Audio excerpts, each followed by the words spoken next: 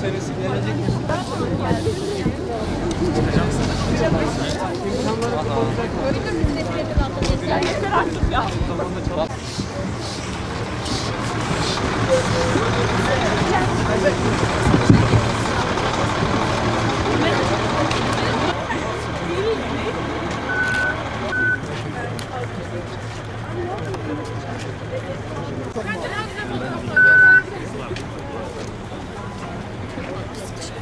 Gerçekten hareket yaptım.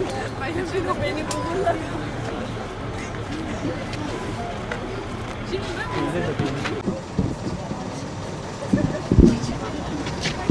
binelim mi buraya? Ha? Binecek hal mi kalmış? Şuna bak. Siirt Üniversitesi Rekreasyon Yönetimi öğrencisiyim. Burada 20.000 öğrenci var. Yani son zamanki sınavlarda da barajı kaldırdılar. Üniversitenin kapasitesi arttı.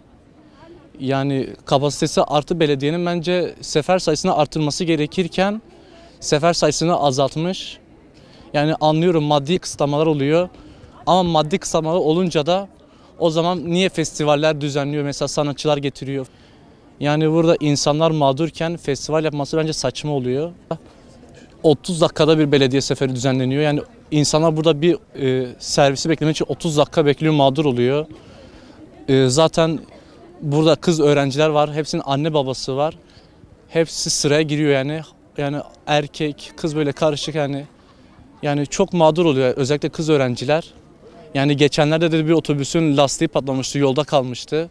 Ama ona rağmen yine aynı şeyleri uyguluyor belediye. Anlatmaya gerek yok. Yani o derece izdiham çıkıyor.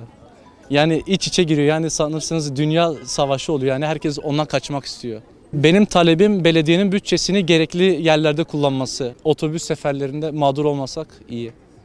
Siirt Üniversitesi'nde hem okuyup hem de ağız ve diş sağlığı merkezinde çalışıyorum. Hani okula gelmemiz çok sıkıntılı bir durum.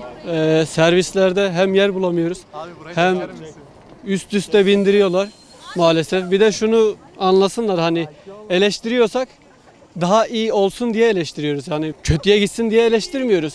Her eleştirdiğimizde maalesef sanki bir partiye ya da bir şeye ithamen konuşuyormuş gibi tepki görüyoruz. Yani zaten kışın herhalde rezalet olur. Servislere binmemiz daha da sıkıntı olacak. Maalesef servis şoförlerimiz de alabildiği kadar alıyor.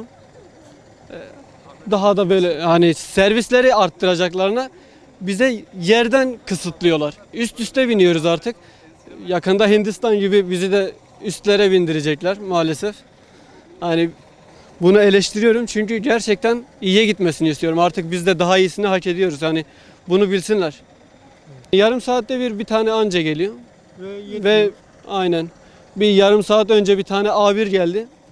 Söyledi diğeri yolda ama bir yarım saat oldu rahat. Saat 3:45 falandı. Aynen şu anda 45 dakika falan olmuş. Soğuklar da başladı. Bundan sonra evde ne varsa giyinip öyle geleceğiz ya da başka türlü beklememiz mümkün değil.